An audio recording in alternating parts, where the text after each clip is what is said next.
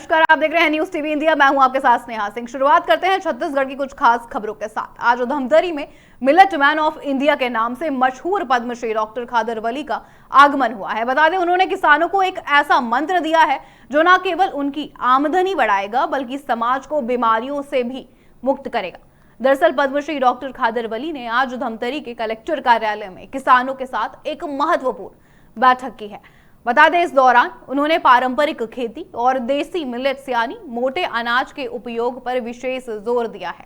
Doctor खादर अली ने यह भी कहा है कि आज हम अत्यधिक गेहूं और चावल का सेवन कर रहे हैं जो कई बीमारियों को निमंत्रण भी देता है और उनकी जड़ भी है।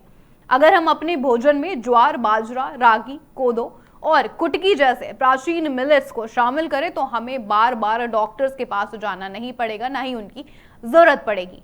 बैठक के साथ आपको बता दें, कलेक्टर परिसर में एक भव्य मिलेट प्रदर्शनी का भी आयोजन किया गया।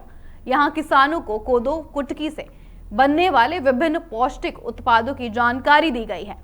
जिले भर से आए बड़ी संख्या में किसानों ने इस अभियान की सराहना खूब की और मिलेट उत्पादन का संकल्प भी लिया है। डॉक्टर खादर वली ने यह भी कहा है कि यह दौरा धमतरी में स्वास्थ्य और कृषि के क्षेत्र में एक नई क्रांति लेकर आएगा। प्रशासन की इस पहल से अब ग्रामीण अर्थव्यवस्था को भी मजबूती मिलने की उम्मीद है। आपको बता दें, पद्मश्री डॉक्टर खादर वली ने किसानों को यह भी बताया कि उन्होंने कहा आगे कि गेहूं चावल छोड़े और ज्वार, बाजरा, रागी जैसे सुपर फूड अपनाएं। कलेक्टर ऑफिस में सजी मिलेट प्रदर्शनी ने किसानों को आधुनिक और स्वस्थ खेती का नया रास्ता भी दिखाया है।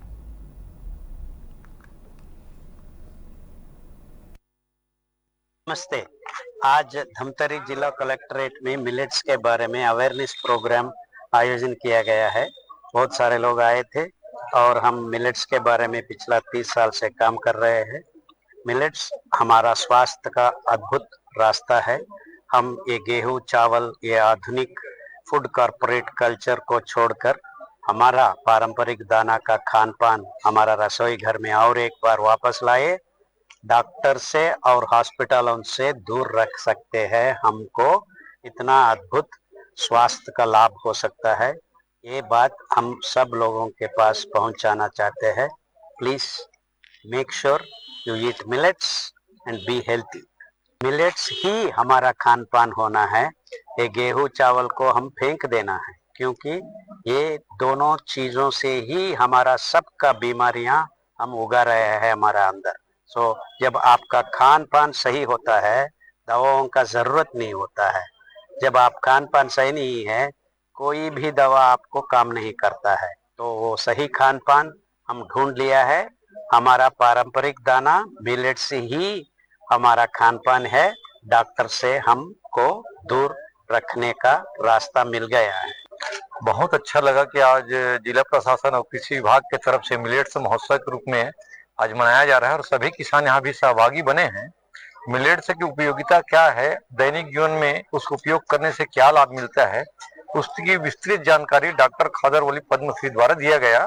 और उन्होंने बताया कि यहाँ पे एक स्कैन करने के लिए ये दिया हुआ है, उसमें आप स्कैन करें, उसमें सारी किताब, सारी पुस्तकें में हर एक बीमारी का इलाज दिया हुआ है। और वास्तव में जिस प्रकार से उन्होंने जानकारी दिया, कैंसर से लेकर मधुमेह और सारी जितने भी बीमारी है उसके समस्या का समाधान मिलेट्स के उपयोग करने से होगा, विस्तृत जानकारी दिया गया और वास्तव में यह अद्भुत है। रुक करते हैं अगली खबर की ओर। दुर्ग जिले में इन दिनों चाकूबाजी की वारदातों ने आम जनता की सुरक्षा को ताक पर रख दिया है। ये हम इसलिए कह रहे हैं क्योंकि अपराधी अब इस कदर बेखौफ हैं कि दिन दहाड़े और भीड़ वाले इलाकों में भी हमला करने से वो नहीं चूक रहे हैं। ताजा मामला आपको बता दें, भिलाई के शास्त्री नगर का है, जहां सैलून दुकान बंद कर घर लौट रहे युवक, आपको बता दें नाम उनका पूनाराम सेन है, पर एक नकाबपोश ने पीठ पीछे चाकू से ताबड़तोड़ वार कर दिए। घायल युवक फिलहाल आईसीयू में भर्ती है और उसकी हालत नाजुक लगातार बनी हुई है। वहीं दूसरी ओर बात करें, धमदा क्षेत्र में मामूली विवाद ने एक हिंसक रूप ले लिया है, जहां सगनी पुन्नी मेला देखकर लौट रहे 2 युवकों पर 13 लोगों के गुट ने हमला कर दिया और वो लोग लहूलुहान हो गए। हालांकि पुलिस ने इस मामले में तत्परता दिखाते हुए सभी 11 बालिग और 2 नाबालिग आरोपियों को गिरफ्तार भी कर लिया है। लेकिन सवाल अब भी वही है कि आखिर अपराधियों के हौसले इतने बुलंद क्यों हो रहे हैं? पुलिस की गश्त और कार्रवाई के दावों के बीच क्या आम जनता वाकई सुरक्षित है भी कि नहीं? क्या केवल आरोपियों की गिरफ्तारी ही समाधान है, या दुर्ग पुलिस को अब अपराधियों के मन में कानून का खौफ पैदा करना जरूरी है? कोई सख्त कदम उठाने की वाकई में जरूरत है। का काम करके सैलून से घर आ रहा था कि बीच रास्ते में उसको चाकू मार दिए। किनके द्वारा चाकू मारा गया? वो अज्ञात है भैया, पता नहीं है। तभी क्या स्थिति? अभी तो ठीक बता रहे हैं डॉक्टर लोग। हॉस्पिटल में लेके आए? हॉस्पिटल वहीं लड़के लोग लाए हैं सब। ये आईसीयू में है। अब क्या चाहते हैं? मैं यही चाहता हूँ पुलिस प्रशासन उस लड़के को पकड़ ले ताकि मेन जो है वो पता चल जाए। बहुत ज्यादा गंभीर चुका है। थाना छावनी में प्रार्थी के द्वारा रिपोर्ट दर्ज कराई गई है कि एक अज्ञात व्यक्ति के द्वारा आहत जो पूना राम सेन है उसे चाकू से वार कर पीठ पे चाकू से वार किया गया, जिससे उसे चोटें आई हैं और जो आहत है उसे निजी हॉस्पिटल में इलाज हेतु भर्ती कराया गया है, जहां वो डॉक्टर से इलाज प्राप्त कर रहा है। उक्त प्रकरण में थाना छावनी के द्वारा धारा 109 BNS का अपराध अज्ञात व्यक्ति के खिलाफ दर्ज कर प्रकरण विवेचना में लिया गया है और अज्ञात आरोपी के संबंध में लगातार पतासाजी की। रुक करते हैं अगली बड़ी खबर का। दुर्ग जिले में शिक्षा के मंदिर से निकालकर अब शिक्षक सड़कों पर उतर आए हैं। आपको बता दें, अपनी लंबित मांगों को लेकर सहायक शिक्षक और समग्र शिक्षक फेडरेशन ने आज सरकार के खिलाफ मोर्चा खोल दिया है। सैकड़ों की संख्या में शिक्षकों ने दुर्ग स्थित संयुक्त संचालक कार्यालय का घेराव किया। हाथों में आपको बता दें तख्तियां और जुबान पर नारेबाजी। ये तस्वीरें बताने के लिए काफी हैं कि जिला का शिक्षक वर्ग, आपको बता दें जिले के शिक्षक वर्ग इस समय बेहद आक्रोश में है। हंगामे की ये तस्वीरें दुर्ग के जेडी कार्यालय की है, जहां ज्वाइंट डायरेक्टर और प्रदर्शनकारी शिक्षकों के बीच तीखी नोकझोंक भी साफ देखने को मिली है। शिक्षकों का सीधा आरोप है कि शिक्षा विभाग उनकी पदोन्नति को लेकर गंभीर बिल्कुल नहीं है। शिक्षकों का साफ कहना है कि हम पिछले कई महीनों से वरिष्ठता सूची जारी करने की मांग भी कर रहे हैं। लिखित और मौखिक आश्वासनों के अलावा हमें अभी तक कुछ भी नहीं मिला है। जब तक सूची जारी नहीं होती हमारा आंदोलन थमेगा नहीं, ये शिक्षकों का कहना है। आपको बता दें, इसके अलावा शिक्षकों का सबसे बड़ा विरोध ऑनलाइन हाजिरी को लेकर भी था। शिक्षकों का कहना है कि प्रशासन द्वारा थोपा गया VS ऐप उनकी निजता में सेंध लगा सकता है। साथ ही बस्तर और आपको बता दें सरगुजा जैसे दुर्गम इलाकों में जहां मोबाइल टावर तक नहीं है, वहां ऑनलाइन हाजिरी का नियम शिक्षकों के लिए सजा बन गया है। उन्होंने साफ कह दिया है कि जब तक डेटा सुरक्षा की गारंटी और विभाग अपनी जवाबदेही नहीं तय करेगा, ऑनलाइन उपस्थिति को तुरंत स्थगित किया जाए, ये हम सब की मांग है।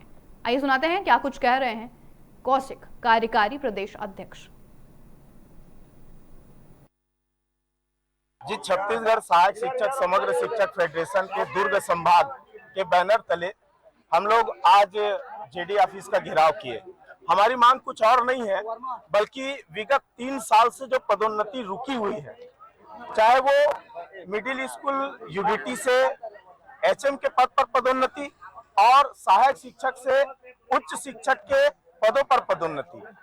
मिडिल स्कूल के संबंध में हम लोगों ने बातचीत की तो दिसंबर के आखिरी सप्ताह में जेडी के द्वारा ये कहा गया कि आखिरी सप्ताह में ये सूची जारी कर दी जाएगी, लेकिन दिसंबर का वो महीना गुजर चुका है और जनवरी का ये पहले हफ्ता भी जाने वाला है, जिससे हम सभी लोग बहुत ही निराश हुए और सहायक शिक्षक और उच्च शिक्षकों में आक्रोश है। और उसी के दौरान आज हम लोग सांकेतिक धरना प्रदर्शन किए हैं और आज जो हमको आश्वासन दिया जा रहा है, अगर इनकी पूर्ति नहीं करते हैं, पदोन्नति सूची जारी नहीं होती है, सहायक शिक्षक से उच्च शिक्षक के पदों पर जो सूची का प्रकाशन है उस पर दावापत्ति है और अंतिम सूची का प्रकाशन है, उनके लिए अगर तय तारीख जारी नहीं होती है तो आने वाले समय में, अभी तो केवल सहायक शिक्षक समग्र शिक्षक फेडरेशन के 7 जो जिले हैं उनके केवल पदाधिकारी बस उपस्थित हुए हैं। आने वाले समय में तय सीमा पर ये पदोन्नति नहीं होती है तो पूरे संभाग के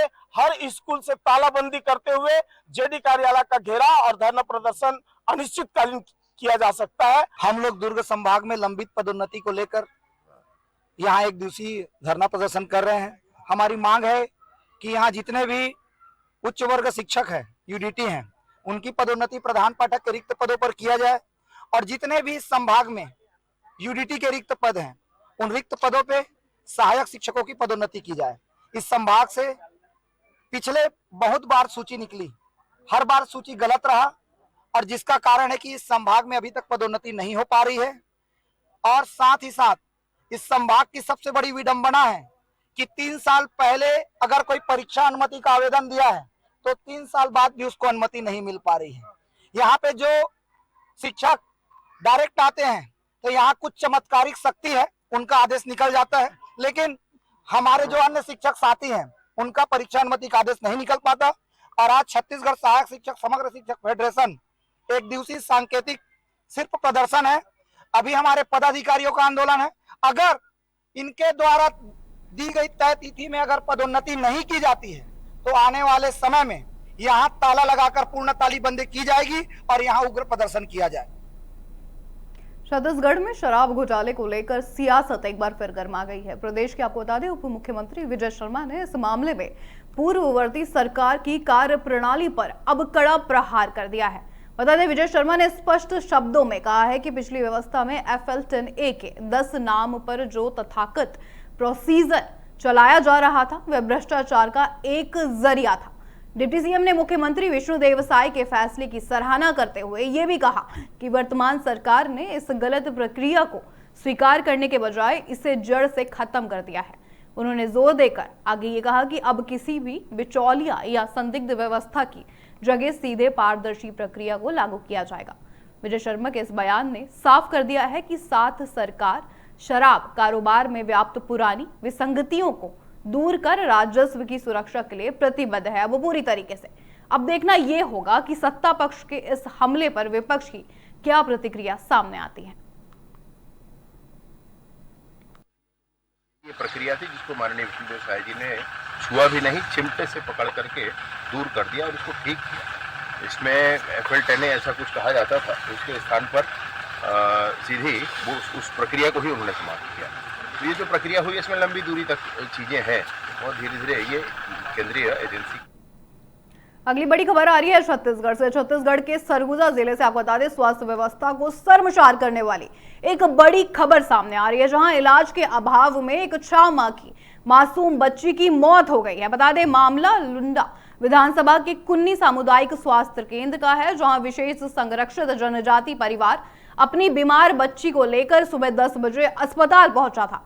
आरोप है कि ड्यूटी पर तैनात डॉक्टर देव कुमार साहू घंटों तक अस्पताल से नदारद रहे, जिसके कारण मासूम अमीशा को समय पर प्राथमिक उपचार नहीं मिल सका, जिससे उसकी मौत हो गई। बता दें, हैरानी की बात यह है कि अस्पताल में एम्बुलेंस की सुविधा मिलने में भी घंटों की देरी हुई। जब तक बच्ची को मेडिकल कॉलेज अंबिकापुर ले जाया गया तब तक बहुत देर हो चुकी थी और डॉक्टरों ने उसे मृत घोषित कर दिया। इस घटना ने नव उन्नत सामुदायिक स्वास्थ्य केंद्र कुन्नी की बदहाली की पूरी पोल खोल दी है, जो वर्तमान में महज एक डॉक्टर और 3 नर्सों के भरोसे लगातार चल रहा है। विशेष संरक्षित जनजाति की बच्ची का इलाज के अभाव में मौत हो गया है। मामला तुर्कीला कुरमेन और सामुदायिक स्वास्थ्य केंद्र कुन्नी का है। इससे आपका क्या प्रतिक्रिया सर, ये बता दीजिएगा। इसकी लापरवाही मानते हैं। इसमें जांच करवाया जाएगा। अब वहाँ ड्यूटी में डॉक्टर लोग थे कि नहीं थे ये पता किया जाएगा और जिसकी भी लापरवाही उजागर होगी उसके ऊपर नियमानुसार कार्रवाई करवाएंगे। सर, वहाँ मामला ये भी सामने आ रहा है कि स्टाफ और डॉक्टरों की भी कमी है, सर उसको किस प्रकार से? हाँ, अभी कुन्नी सामुदायिक स्वास्थ्य केंद्र बना है मगर अभी HR की पोस्टिंग नहीं हुआ है, इस वजह से व्यवस्था पहले जैसे ही कम स्टाफ में चलाया जा रहा है। एमसीबी जिले के खड़गवा के लिए आज का दिन ऐतिहासिक उपलब्धियों से भरा रहा। इसलिए हम ये कह रहे हैं क्योंकि जहां कृषि शिक्षा और अनुसंधान के एक नए युग की शुरुआत हुई है। लगभग 9 करोड़ 46 लाख रुपयों की आपको बता दें लागत से बनने वाले कृषि महाविद्यालय एवं अनुसंधान केंद्र के नवीन भवन का आज भव्य भूमि पूजन किया गया है। बता दें, इस गौरवशाली अवसर पर जिले के प्रभारी मंत्री राम विचार नेतम मुख्य अतिथि के रूप में वहां पर शामिल हुए, जबकि कार्यक्रम की अध्यक्षता स्वास्थ्य मंत्री श्याम बिहारी जायसवाल ने की है।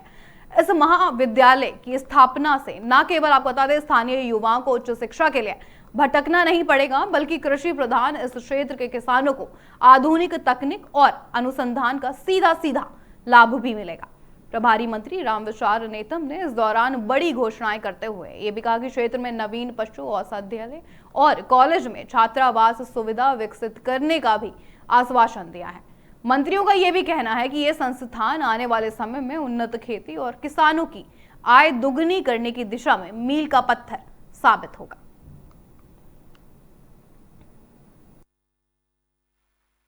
महाविद्यालय का हम लोगों ने भवन बनाने का शिलान्यास किया है। इसके साथ साथ बहुत सारे जो कल्याणकारी योजना है सरकार की, उस योजना के तहत कुछ मिनी किट का भी वितरण किया गया है। जागरूकता की दृष्टि से अगर देखें तो कैसे हम सड़क सुरक्षा को कैसे हम उसका ध्यान रखें। हर दिन को ऐसा दिन है जिस दिन एक्सीडेंट ना हो, तो कम से कम इसके प्रति लोगों को जागरूक किया जाए और स्वयं हम कैसे उसका पालन का हेलमेट लगाने की आदत डालें।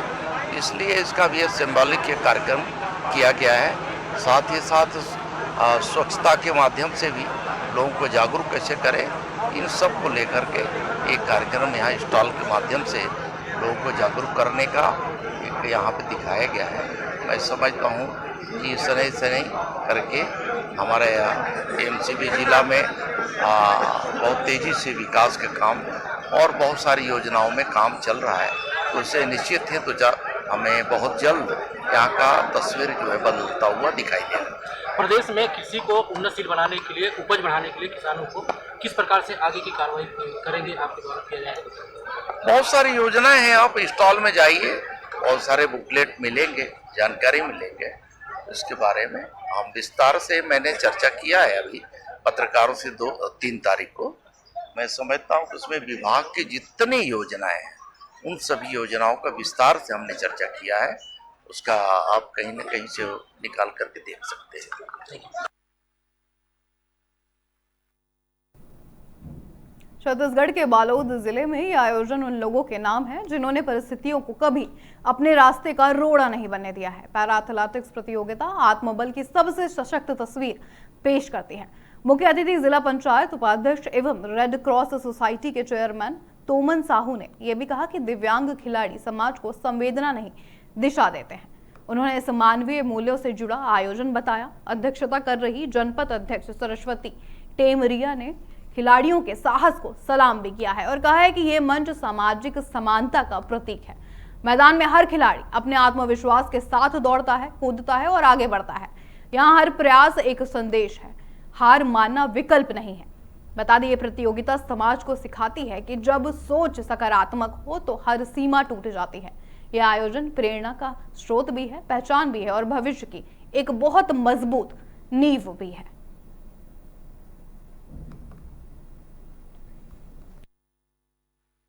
स्पोर्ट में आता है एथलेटिक, डाउन, लंबी कूद, गोला फेंक और बैडमिंटन, पावर लिफ्टिंग, ये गवर्नमेंट का है। और जो बच्चे यहाँ जो मेडल लाएंगे, टाइमिंग एक पैरा ओलंपिक का एक नियमावली है, जो टाइमिंग आएंगे गोल्ड मेडल लाएंगे, उनको हम प्रदेश में अभी 17, 18, 19 को है। वहां से जो प्रदेश में गोल्ड मेडलिस्ट और टाइमिंग जो पैरा ओलंपिक के नियम और कानून के तहत जो नियम बनाया गया है, उनकी कैटेगरी में आएंगे। उन बच्चों को नेशनल के लिए खेलने जाएंगे। फिर वहाँ नेशनल में हमारे शाही का जो कोचिंग, केंद्र गवर्नमेंट का पारा अध्यक्ष, इन लोग सब सेलेक्ट करते हैं। और जो बच्चे यहाँ से जो तैयार होंगे, जो जिला से जिला में जो खेलेगा, उसको प्रदेश में जगह मिलेंगे खेलने का, प्रदेशी अंतर्राष्ट्रीय के लिए जगह मिलेंगे। थी पैरा एथलेटिक आज संघ के माध्यम से आज जिला बालोद में यहाँ सर्वप्रथम स्टेडियम में आयोजित थे। निश्चित ही मैं सर्वप्रथम हमारे संघ के अध्यक्ष कमलेश निषाद जी और समस्त पैरा एथलेटिक्स के भाइयों को बधाई देना चाहूंगा, क्योंकि यहाँ जो आज प्रदर्शन करेंगे जिले में, वो जिले से राज्य में अपना प्रदर्शन करेंगे और राज्य के वहां से राष्ट्रीय स्तर पर प्रदर्शन करेंगे। मुझे उम्मीद है कि यहाँ बच्चे को देख कर ये समझ में आ रहा है कि यहाँ पर निश्चित ही यहाँ पर बालोद जिले के हमारे दिव्यांग बच्चे भी यहाँ पर तैयारी रूप में विभिन्न खेलों में अपनी प्रतिभाओं के दम पर आगे गोल्ड मेडलिस्ट जीतेंगे। और सरकार भी बहुत सारी योजना, चाहे राज्य सरकार हो चाहे केंद्र सरकार हो, बहुत हमारे पैरा एथलेटिक के माध्यम से, बहुत सारी योजना के माध्यम से खेलों को बढ़ावा दे रही है। निश्चित ही मैं उनको पुनः बधाई और शुभकामनाएं देता हूं कि वो भी हमारे बालोद जिले के प्रतिभागी आगामी दिनों में राज्य स्तर पर और राष्ट्रीय स्तर पर प्रतिनिधित्व करके बालोद जिले का।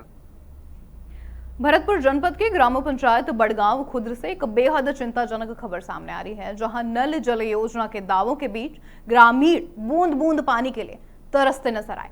जी हां, आलम यह है कि गांव के स्कूल पारा मोहल्ले में कई हैंडपंप लंबे समय से खराब पड़े हुए हैं, जिसके कारण ग्रामीण अब नदी और नालों का दूषित पानी पीने के लिए मजबूर हैं। स्थानीय निवासियों का यह भी कहना है कि PHE विभाग को कई बार लिखित और मौखिक सूचना भी दी गई है, लेकिन विभाग की कुंभकर्णी नींद नहीं टूट रही है। एक तरफ शासन स्वच्छ पेयजल के दावे करता है, वहीं दूसरी ओर बुनियादी सुविधाओं के अभाव में ग्रामीण बीमारियों की चपेट में आने का विवश है। आपको बता दें, ग्रामीणों ने अब प्रशासन से 2 टूक मांग कर डाली है और कहा है कि ये तत्काल खराब हैंडपंपों की मरम्मत कराई जाए या नल जल योजना का सुचारू विस्तार हो।